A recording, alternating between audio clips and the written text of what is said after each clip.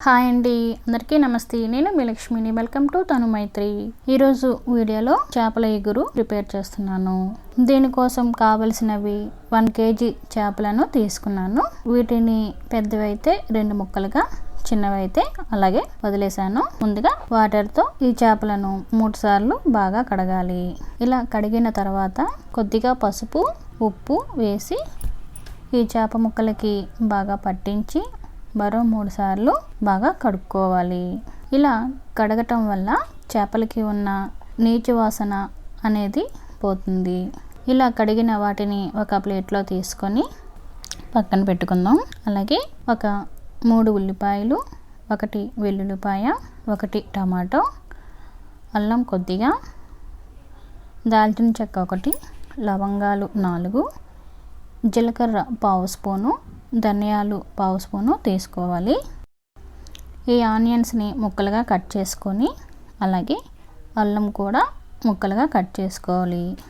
ముందుగా మసాలాలు అల్లం వెల్లుల్లి మెత్తగా గ్రైండ్ చేసుకోవాలి.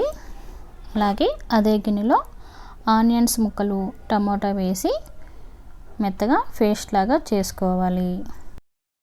ఈ చేపలకి కొద్దిగా ఉప్పు, 1/2 స్పూన్ పసుపు, 1 స్పూన్ కారం వేసి చేపలకి బాగా పట్టించాలి. తర్వాత ఈ చేపలను ఒక 15 నిమిషాలు పక్కన పెట్టుకోవాలి. ఇప్పుడు పాన్ పెట్టుకొని ఆయిల్ వేసి ఈ ఆయిల్ వేడైన తర్వాత ఒక 5 పచ్చిమిర్చి నిలువుగా కట్ చేసి వేసుకోవాలి. ఇవి కొద్దిగా ఫ్రై అయిన తర్వాత ఈ మసాలా పేస్ట్ను వేసి పచ్చివాసన పోయే వరకు బాగా ఫ్రై చేయాలి.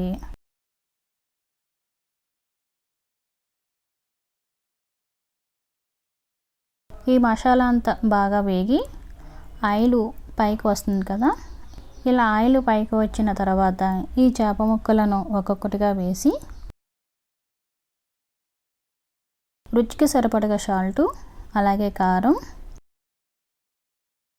ముందుగా మనం చేపలకి కారం పట్టించాము కాబట్టి చూసుకొని వేసుకోవాలి. అలాగే పసుపు, 1/2 స్పూన్ గరం మసాలా పొడి వేసి ఒక 5 నిమిషాలు మూత పెట్టుకోవాలి. 5 నిమిషాల తర్వాత మూత తీసి కొద్దిగా వాటర్ వేసి, నాకైతే కొద్దిగా సాల్ట్ చాలలేదు అందుకని మరి కొద్దిగా వేసుకుంటున్నాను.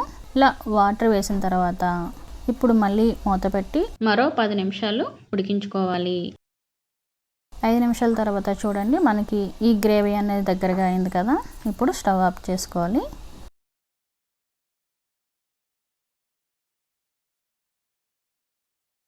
చూసారుగా, చాలా బాగా వచ్చింది. చాలా టేస్టీగా ఉంటుంది. చేపల ఎగురు రెడీ అయినట్లే. చూసారుగా, మీరు కూడా ఒకసారి ట్రై చేయండి. అలాగే ఈ వీడియో కానీ మీకు నచ్చినట్లయితే లైక్ చేయండి, షేర్ చేయండి. మర్చిపోకుండా మా ఛానల్ని సబ్స్క్రైబ్ చేసుకోండి. Thank you for watching. Bye.